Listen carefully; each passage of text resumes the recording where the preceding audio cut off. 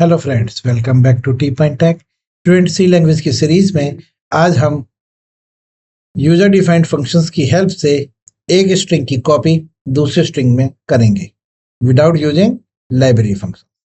चलिए सबसे पहले लॉजिक चेक करते हैं, फिर प्रोग्राम डेवलप करेंगे। स्टूडेंट, लॉजिक है कि हम यूजर से एक इनपुट लेंगे string, enter string example how are you. ये इनपुट करा है हमारे यूजर ने। ये 0 इंडेक्स पर है, ये 1 इंडेक्स पर, ये 2 पर है, 3 पर स्पेस है, 4 5 6 7 8 9 10। ये मैंने इंडेक्सिंग की है। स्टूडेंट, हमें विदाउट यूजिंग लाइब्रेरी फंक्शन जो हमारे पास होता है strcpy, जिसके अंदर हम टारगेट स्ट्रिंग को और सोर्स स्ट्रिंग को पास करते हैं और सोर्स स्ट्रिंग की कॉपी टारगेट स्ट्रिंग में हो जाती है। ये हमारे पास लाइब्रेरी फंक्शन है, लेकिन हमें इसका यूज नहीं करना, हमें खुद का कोड लिखना है। तो हम कैसे लिखेंगे, देखिए। हम एक व्हाइल लूप का यूज करेंगे जो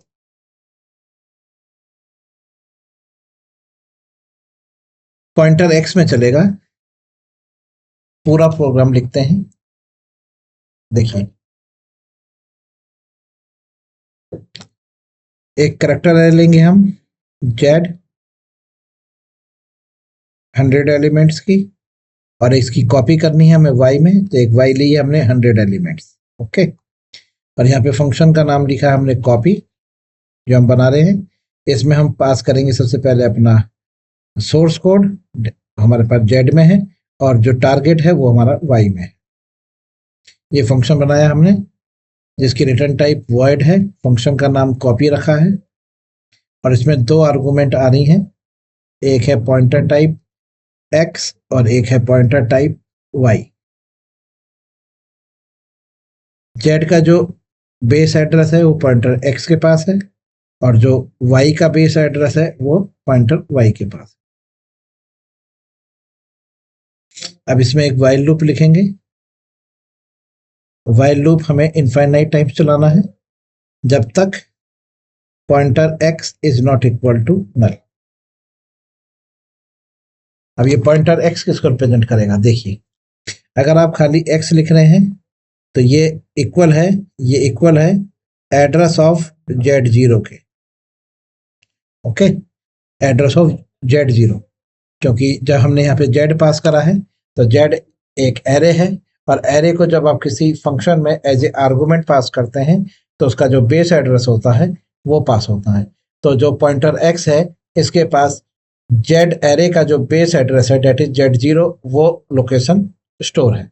तो अगर आप खाली एक्स लिख रहे हैं तो उसका आप एड्रेस को एक्सेस कर रहे हैं, और अगर आप इस एड्रेस के आगे स्टार लगा दें तो इसे बोलते हैं वैल्यू एट एड्रेस। तो यहाँ पर वैल्यू एट एड्रेस आएगा एच। क्या वो जीरो के इज इक्वल टू नल? क्या वो नल है? नहीं, नल के इक्वल नहीं है। आप अंदर आएंगे लूप के, और पॉइंटर वाई में आप कॉपी कर देंगे पॉइंटर एक्स की। तो पॉइंटर एक्स की जो वैल्यू है एच, वो वाई में स्टोर हो जाएगा। फिर आप यहाँ पर एक्स में इंक्रीमेंट करेंगे। तो जैसे आप एक्स में इंक्रीमेंट करेंगे तो एक्स टाइम पॉइंटर में बेस एड्रेस पे था, अब वो शिफ्ट होके उसका कॉन्जिक्यूटिव जो नेक्स्ट एड्रेस होगा वहां शिफ्ट हो जाएगा। इसी तरह हमने वाई में इंक्रीमेंट करा, वाई प्लस प्लस, वाई भी शिफ्ट हो जाएगा अपने नेक्स्ट एड्रेस पे। अगली बार फैचो की वैल्यू पॉइंटर एक्स के through O is not equal to null अंदर आएगा, और पॉइंटर एक्स की वैल्यू पॉइंटर वाई में स्टोर करा देगा और एक्स वाई के एड्रेस में इंक्रीमेंट कर देगा। इस तरह से ये लूप इनफाइनाइट टाइम्स चलेगा, जब तक हमें पॉइंटर एक्स में नल नहीं मिल जाता, जब तक ये लूप चलता रहेगा और कॉपी करता रहेगा पॉइंटर एक्स की वैल्यू पॉइंटर वाई। क्लियर है? ये हमारा लॉजिक है। चलिए इसको डेवलप करके देखते हैं।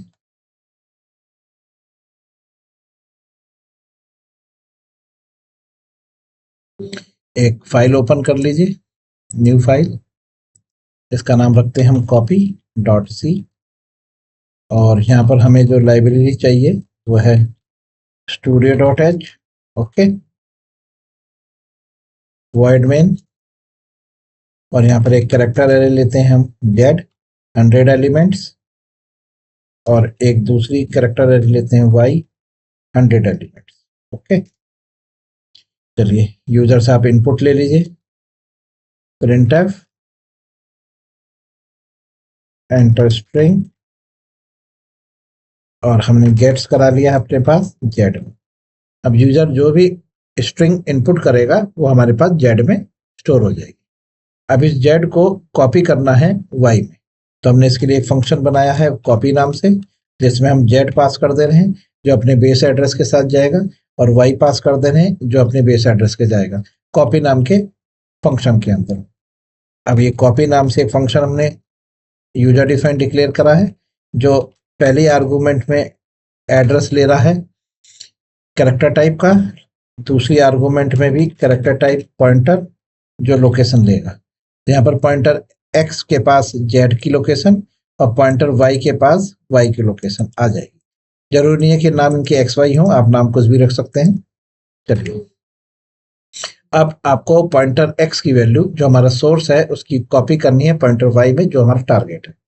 तो यहाँ पर आपने एक वाइल लूप लगाया, और वाइल लूप की जो आप कंडीशन रख रहे हैं वो ये है कि जब तक pointer x is not equal to null, जब तक पॉइंटर x में नल नहीं आता ये लूप इनफाइनाइट चलता रहेगा, और पॉइंटर y में कॉपी करता रहेगा पॉइंटर x। तो पॉइंटर x के पास सबसे पहले आपके जो 0 इंडेक्स की वैल्यू होगी वो गेट करेगा पॉइंटर x, और उसको पॉइंटर y में स्टोर करा देगा। फिर चेक करेगा कि अगला इंडेक्स x प्लस प्लस करने से अगला इंडेक्स आएगा,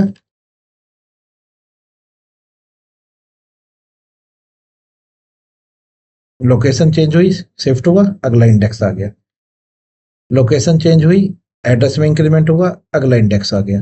तो पहले आपके पास z0 और y0 की वैल्यू थी बेस एड्रेस की, अगली बार जब आपने x और y में इंक्रीमेंट करा है तो उनके जो पॉइंटर हैं है ना वो शिफ्ट हो गए हैं नेक्स्ट एड्रेस पर जो कॉन्जिक्यूटिव होंगे लगातार। ठीक, तो एक एक करके पॉइंटर के थ्रू हम एरे की वैल्यू गेट कर लेंगे और उसको कॉपी करा देंगे पॉइंटर y में। क्लियर?